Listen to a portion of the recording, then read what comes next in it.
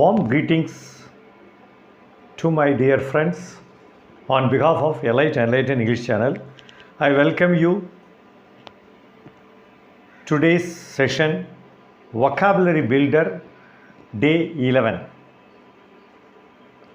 So far 10 days you have received the videos of enriching your vocabulary, your word power. It has been very helpful to you, very useful to you. I get positive comments from your side. I thank you for your positive comments, valuable feedback, precious suggestions. So I continue for this vocabulary session. I continue this vocabulary session. Day 11. எல்லாரும் நல்லா சேஃபாக இருப்பீங்க நம்புகிறேன். So இது வந்து உங்களுடைய elite English channel, உங்களுடைய favourite சேனல்னு நிறைய பேர் போட்டிருந்தீங்க. அதுக்காக உங்களுக்கு மனமார்ந்த நன்றிகளும் நெஞ்சார்ந்த நன்றிகளை தெரிவித்துக் கொள்கின்று இன்றைய வீடியோ செஷனுக்கு போகிறதுக்கு முன்னாடி சப்ஸ்கிரைப் பண்ணாதுங்க, சப்ஸ்கிரைப் பண்ணுங்கள். நோட்டிஃபிகேஷன் பெல்லையும் நீங்கள் டச் பண்ணிட்டீங்கன்னா உங்களுக்கு என்னுடைய வீடியோஸ்லாம் அடுத்தடுத்து வந்துக்கிட்டே இருக்கும். ஸோ இன்றைக்கி நம்ம 11th டே வொக்காபுலரி பில்டரை பார்க்க போகிறோம். இன்றைக்கி பார்க்கக்கூடிய நம்ம வார்த்தை என்ன அப்படின்னு பார்த்தீங்கன்னா கிரிம். ஸோ கிரிம் அப்படிங்கிறது அட்ஜெக்டிவ், பெயர் உரிச்சொல்னு அப்படி சொல்லுவோம். இதனுடைய மீனிங் என்னென்னா ரொம்ப சீரியஸாக இருக்குதுன்னு சொல்லலாம். கிரிம் லுக் அப்படின்னா ரொம்ப பார்வையே அப்படியே சீரியஸாக இருக்குது சார் அப்படி சொல்கிறோம் இல்லையா, அதுதான். ஸ்டர்ன், ஹார்ஷ், த்ரெட்டனிங் இன் மேனர், அப்படியே பயமுறுத்துகிற மாதிரி, அச்சுறுத்துகிற மாதிரி, மிரட்டுற மாதிரி, இதெல்லாம் சொல்லலாம். அப்பீரன்ஸ், பிஹேவியர்லேயும் சரி இல்லை தோற்றத்துலேயும் சரி. டிஃபிகல்ட் டு எண்டியூன்னு சொல்லலாம், ரொம்ப டாலரேட் பண்ணிக்கிறதுக்கு கஷ்டமாக இருக்குது அப்படிங்கிற மாதிரி சொல்லலாம். இதனுடைய சிமிலர் வேர்ட்ஸ் சினானிம்ஸ் பார்த்திங்கன்னா ஃபர்பிடிங் சொல்லலாம், அன்இன்வைட்டிங், சிவியர், இந்த மாதிரி வார்த்தைகள்லாம் நிறையா நீங்கள் சொல்லலாம். ஆப்போசிட்ஸ் வேர்ட்ஸும் இருக்கிறது அமியபிள், ஜென்டில், இந்த மாதிரி சொல்லலாம். So he had a grim expression on his face அப்படி சொல்கிறோம் சரிங்களா. அவனுடைய முகத்தில் வந்து ரொம்ப ஒரு சீரியஸான ஒரு எக்ஸ்ப்ரெஷன் தெரியுது அப்படின்னு சொல்லி இந்த கிரிம் அப்படிங்கிற வார்த்தையை ரொம்ப ஜோவியலாக தான் பார்க்குறோம். கிரிம் அப்படி சீரியஸாக நம்ம பார்க்கல, பட் சீரியஸாக கற்றுக்கணும் சரிங்களா. ஸோ இது வந்து learning is the best investment அப்படிம்போம். இது ஒரு இன்வெஸ்ட்மெண்ட் தான். இன்றைக்கி கற்றுக்கிறது என்றைக்காவது உங்களுக்கு யூஸ் ஆகும், ஒரு முதலீடு மாதிரி தான் இது வந்து. அதுவும் உங்களுக்கு வீடியோ வந்து without any spending any paisa, any amount, some of money. Are you going to spend any money for வாட்சிங் திஸ் வீடியோ? ஏதாவது நீங்கள் பணம் கொடுத்து தான் அந்த வீடியோ பார்க்க முடியுமா? இதெல்லாம் இந்த மாதிரியெல்லாம் கிளாஸ் இருக்கிறதுக்கு வெளியில் வந்து என்ன பண்ணிகிட்ருக்காங்கன்னா 1000 rupees, thousands of rupeesல ஃபீஸ் வாங்கிட்டுருக்காங்க புரியுங்களா. 3 months கோர்ஸ் அப்படி சொல்லி ஸ்போக்கன் இங்கிலீஷ் ஏதோ சொல்கிறாங்க. பட் இந்த மாதிரிலாம் டீப்பாகவோ இல்லை ஒரு எலாபரேட்டாகவோ சொல்கிறது கிடையாது. ஆனால் அங்கே வந்து மக்கள் கூட்டம் குமியுது. இதை பார்க்குறதுக்கு பொறுமை இல்லை. தயவு செஞ்சு பாருங்கள். ஆனால் நிறைய பேர் பார்த்துட்ருக்கீங்க, இருந்தாலும் இன்னும் அதிகமாக பார்க்கணும் அப்படிங்கிறது தான் என்னுடைய தாழ்மையான வேண்டுகோள். ஸோ இப்போ இதில் ஆன்டானிம்ஸ் அப்படின்னு சொல்லும்போது அமியபிள், ஜென்டில் சொன்னால் சீர்ஃபுல் சொல்லலாம், pleasant, happy, kind, bright, light, sunny, joyful. So இந்த மாதிரி ப்ளீஸிங், இந்த மாதிரிலாம் வார்த்தைகள் சொல்லலாம். நம்ம இடியம் செக்ஷனுக்கு போகலாம். இடியம்ஸ் எ கிளான்ஸ். இன்றைக்கி நம்ம பார்க்கக்கூடிய முதல் இடியம் எ சாரி பார்கெயின் அப்படின்னா an unsatisfactory bargain. பார்கெயின் அப்படின்னா என்ன அர்த்தம் அப்படின்னா ஒரு பேரம் பேசுகிறோம். ஒரு கடைக்கு போகிறோம், பொருள் வாங்குகிறோன்னா கறிக்காய் வந்து விலைக்கு பேசுகிறோம். கத்திரிக்காய் 15 ரூபா சார், 1/4 கிலோ, அரை கிலோ 30 ரூபா, 25 ரூபாய்க்கு போடுறேன் சார். இல்லை 22 ரூபா தான் பாங்க அப்படின்னு சொல்கிறது இல்லைங்களா.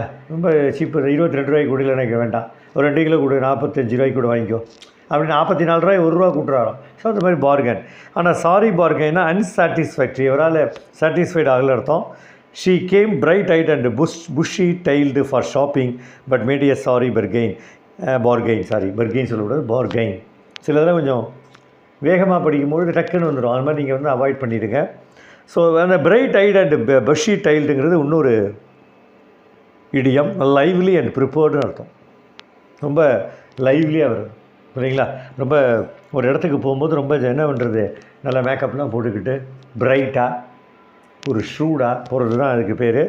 பட் மேடிய சாரி பார்கெயின், அவங்களால என்ன பண்ண முடியல, ஒரு சாட்டிஸ்ஃபேக்ட்ரி பார்கெனை மேக் ஓவர் பண்ண முடியல. அடுத்தது பார்த்திங்கன்னா அப்செட் ஹர் ஆப்பிள் காட் அப்படிங்கிற சொல்கிறோம். English meaning ruin or spoil அப்படி சொல்லலாம். ரூயின் வீணாக்குதல், spoil the event or spoil the plan இல்லைங்களா, பிளான்ஸ் அப்படி கூட சொல்லலாம். So upset the apple cart, the shopkeeper upset her apple cart by feeling her to accept the sorry bargain. இவர் என்ன பண்ணுறல, ஒத்துக்கலை.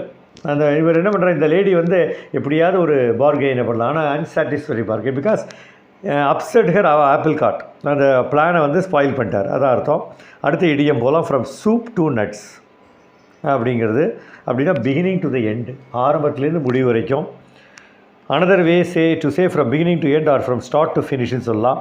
இதனுடைய ஆரிஜின் அப்படிங்கிறது முதல்ல 1920 அமெரிக்காவில் தான் உருவாகிருக்கு, புரியுங்களா. ஆனால் இதுக்கு முன்னாடி இந்த ஃப்ரேஸ் வந்து லாட்டினில் இருந்திருக்கு இதுக்கு முன்னாடி, இல்லைங்களா. இது வேறு எப்படி சொன்னாங்கன்னா ஃப்ரம் எக்ஸ் டு ஆப்பிள்ஸ் வாங்க, சூப் டு நட்ஸ்ன்னு சொல்லாமல் எக்ஸ் டு ஆப்பிள் சொல்லியிருப்பாங்க, இல்லை சோடா டு ஹாக்குன்னு சொல்லியிருப்பாங்க. இப்போ மாடர்னாக என்ன சொல்கிறாங்க, soup to nuts, sorry soap இல்லை, சூப் டு நட்ஸ் அப்படிங்கிறது தான்.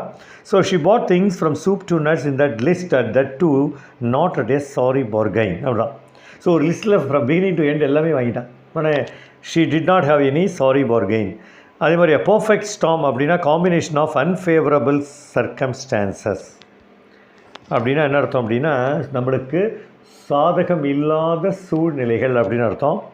Her sickness the sorry bargain at the mall everything made a perfect storm for her. அதான் அதுக்குன்னே உடம்பு சரியில்லாமல் அந்த மாலுக்கு போகிறா, மாலில் வந்து அவளால் பார்கெயின் பண்ண முடியல, அதாவது அவள் நினச்ச விலைக்கு வாங்க முடியல. So that is the sorry bargain, that is unsatisfied bargain. So everything made a perfect storm அப்படின்னா everything made a combination of unfavourable circumstances, சாதகம் இல்லாத சூழ்நிலை. ஸோ 5 இடியம் பார்த்தோம். Perfect storm, soup to nuts, upset the apple cart, bright eyed and busy child, sorry bargain அப்படிங்கிற 5 இதை பார்த்தோம். அடுத்தது கொரி session போகலாம். ஒருத்தர் கொஸ்டின் கேட்டார் என்கிட்ட, இல்யூஷனுக்கும் டெல்யூஷனுக்கும் என்ன சார் டிஃப்ரென்ஸ் அப்படின்னா ரெண்டுமே நவுன் தான். இல்யூஷன் அப்படிங்கிறது மிஸ்பெர்செப்ஷன் அப்படின்னு அர்த்தம், ஒரு மாயை அப்படி சொல்கிறோம், புரியுங்களா. அண்டர்ஸ்டாண்டிங், தப்பாக புரிஞ்சிக்கிறது, misunderstanding. Resulting from a trick of the senses or something that is not as it appears. தோற்றம், அது மாதிரி தோற்றங்கள் ஏமாற்றம் அளிக்கலாம்னு சொல்லுவாங்க, புரியுங்களா. அந்த மாதிரி ஒரு மாயை அப்படி சொல்லுவோம். Hallucination is one type of illusion, அது வந்து ஒரு விதமான இல்யூஷன் தான். டெல்யூஷனுங்கிறது deceptive idea, dangerously deceptive idea, that is cheating அப்படி சொல்கிறோம், dangerously deceptive idea. So illusion and delusion அந்த மாதிரி வரும்போது ரெண்டுமே நவுன் தான், ரெண்டுமே நவுன். அதனால் என்ன பண்ணுறோம் அப்படின்னா, ஸோ இல்யூஷன், டெல்யூஷன், ஹாலுசினேஷன் எல்லாமே கிட்டத்தட்ட என்ன அப்படின்னா மாயை அப்படிங்கிற மாதிரி. ஹாலுசினேஷனாக மருட்சி, அதாவது ஒரு பயம் வந்துடும், அது ஒரு இது. டெல்யூஷன் அப்படிங்கிறது அதுவும் கிட்டத்தட்ட ஒரு மாய தோற்றம், தவறான ஒரு நம்பிக்கை, அதுதான் இங்கே சொல்கிறோம். ஸோ அதனால் இதை பார்த்துட்டோம். ஸோ இல்யூஷன், டெல்யூஷன் தான் கொஞ்சம் ஒரே மாதிரி இருக்கிற மாதிரி நிறைய பேர் அதை கொஞ்சம் கன்ஃபியூஸ் பண்ணிப்பாங்க. ஸோ உங்களுக்கு இந்த எக்ஸ்ப்ளனேஷன் சாட்டிஸ்ஃபைடாக இருக்குன்னு நினைக்கிறேன். I did not make a sorry bargain. Now learn and speak English with a grammar அப்படிங்கிற இன்றைக்கி ஒரு புது செஷன் ஆரம்பிச்சிருக்கோம். என்கிட்ட ஒருத்தர் கேட்டார், she is gone out with her family, கரெக்டான சென்டென்ஸா அப்படின்னு கேட்டார். மாடர்ன் இங்கிலீஷில் இது கரெக்ட் இல்லை. இது வந்து ஷேக்ஸ்பியர் டயத்தில் ஷீ இஸ் கான் அப்படிங்கிறது ஓகே. நிறைய ஷேக்ஸ்பியரோட ட்ராமாவில் பார்த்தீங்கன்னா இந்த மாதிரி பீவர் ப்ளஸ் வாஸ் பார்ட்டிசிபிளை யூஸ் பண்ணியிருக்காங்க. ஆனால் நம்ம இப்போ இங்கிலீஷில் என்ன பண்ணுறோம் அப்படின்னா, அந்த மாடர்ன் இங்கிலீஷில் ஸ்பெஷலைசேஷன் பண்ணிருக்கும்போது பர்ஃபெக்ட் டென்ஸ் யூஸ் பண்ணும்போது has or have plus V3 that is participle of the வேர்பை தான் யூஸ் பண்ணுறோம், இல்லைங்களா. அதில் ஒரு to indicate a past event some incidence இந்த ப்ரெசென்ட், இல்லைங்களா. ஒரு பாஸ்ட் ஈவெண்ட்டாக இருக்கலாம், அதோட இன்சிடென்ஸ் இந்த ப்ரெசென்ட்டில் இருக்கலாம், இல்லைங்களா. அதுக்கு யூஸ் பண்ணும்போது பி ப்ளஸ் பாஸ்ட் பார்ட்டிசிபிள், அது பாசிவ் வாய்ஸ் யூஸ் பண்ணுறோம். ஸோ அந்த மாதிரி இப்போ இது யூஸ் பண்ண மாடர்ன் இங்கிலீஷில் யூஸ் பண்ணுறது தப்பு அப்படி தான் சொல்லுவேன். For example, someone has stolen my car அப்படிங்கும்போது my car has been stolen by someone அப்படின்னு வரும். ட்ரான்சிட்டிவ் வேர்ப், இன்ட்ரான்சிட்டிவ் வேர்ப்லாம் டைரக்ட் ஆப்ஜெக்ட், இன்டைரக்ட். ட்ரான்சிட்டிவ் வேர்புக்கு ஆப்ஜெக்ட் இருக்கும், இன்ட்ரான்சிட்டிவ் வேர்புக்கு ஆப்ஜெக்ட் இருக்காது, அதான் அர்த்தம், புரியுங்களா. நோ ஆப்ஜெக்ட், இல்லைங்களா. அந்த intransitive verb, for example I play கிரிக்கெட்னா cricket is played by me, நம்மளால வாய்ஸ் பேசிவ் வாய்ஸாக மாற்ற முடியும். ஐ ப்ளே இந்த கிரவுண்டாக நம்ம ஆக்டிவ் வாய்ஸாக கிடையாது, பேசிவ் வாய்ஸும் கிடையாது, மாற்ற முடியாது, புரியுங்களா. ஏன்னா இங்கே ப்ளேங்கிறது இன்ட்ரான்சிட்டிவ் வேர்பாக இருக்குது. ஸோ அதனால் இருக்க முடியாது. அதே மாதிரி தான் she is gone is impossible unless the word gone is an adjective meaning no longer then அப்படின்னு அர்த்தம். மை காட் இஸ் கான் அந்த இடத்துல பார்த்தீங்கன்னா அது நோ லாங்கர் தேனுங்கிற மீனிங்கில் வரும். அதனால் அந்த இடத்துல ஈஸ் கான் போடலாம். அதே சமயத்தில் நான் இவர் கேட்ட கேள்வி என்ன, she is gone with her ஃபேமிலின்னு போக முடியாது, she has gone with her family தான் சொல்ல முடியும். இதில் வந்து ஆக்சுவலாக எனக்கு ஒரு ரெலவெண்ட்டாக ஒரு பாயிண்ட் வந்தது, அது ஒரு ஐடியா ஸ்ட்ரைக் ஆச்சு. இது வந்து ஆக்சுவலாக ஜெர்மன்ஸ் வந்து இதை யூஸ் பண்ணுவாங்க, புரியுங்களா? அவங்களுடைய ஜெர்மன் லாங்குவேஜில் வந்து இந்த ஷீ இஸ் கான் அப்படிங்கிற அந்த சென்ஸில் வரும். அதாவது இப்போ மாடர்ன் ஜெர்மனி அப்படி இருக்குது. ஸோ அதனால் இது வந்து அந்த கன்ஃபியூஷனை தான் அவர் கேட்டிருப்பாருங்கிற ஒரு இல்யூஷனாக இல்லை டெலியூஷனாக தெரியல, நிச்சயமாக கிடையாது. கரெக்டாக அவர் அதில் தான் கேட்டிருப்பார் அப்படிங்கிற ஒரு இதில்.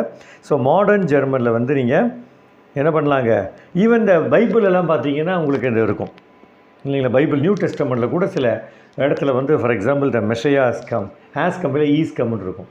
அது வந்து சில இடத்துல யூஸ் பண்ணுறாங்க தவிர இப்போ மாடர்ன் இங்கிலீஷில் வந்து நம்ம அதை யூஸ் பண்ணுறது கிடையாது. ஓகே, ஸோ அதனால் உங்களுக்கு இந்த மாதிரி இல்யூஷன் டெலியூஷன் இந்த மாதிரி வார்த்தைகள்லாம் நிறைய நம்ம பார்த்துட்ருக்கோம். அதனால் அதை வந்து நீங்கள் என்ன பண்ணுறீங்க, இன்னும் நிறையா வேர்ட்ஸை பார்க்க போகிறோம், இடியம்ஸ் பார்க்க போகிறோம். கவலைப்படாதீங்க, உங்களுக்கு என்ரிச்மெண்ட் ஆஃப் வொக்காபுலரி தான். யூ கேன் ஃபுல் ஃப்ளெஜாக நோ சாரி பார்கெனே கிடையாது. உங்களுக்கு சாட்டிஸ்ஃபைடாக இருக்கும் இந்த இடத்துல. இந்த வீடியோ வந்து no sorry, satisfied, fully satisfied, fully contented அப்படி இருக்கும். So I meet you in some other video with some other topic. Until then, stay home, stay safe. Bye bye.